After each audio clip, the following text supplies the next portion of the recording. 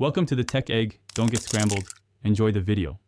In this video, I will show you how to remove a Nissan Versa battery.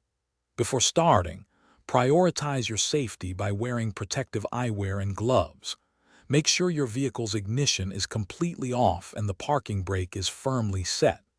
The battery is typically found in the engine bay, often on the passenger side, so locate it first.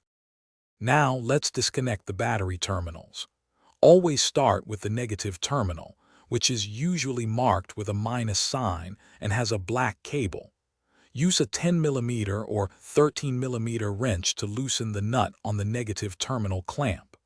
Once loose, carefully remove the cable and tuck it away to prevent accidental contact.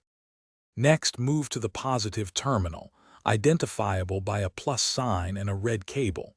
Use your wrench to loosen its nut and carefully remove the positive cable, ensuring it doesn't touch any metal. Finally, locate the battery hold-down clamp or strap, which secures the battery in place. Loosen and remove this component to free the battery. With both terminals disconnected and the hold-down removed, you can now carefully lift the battery out.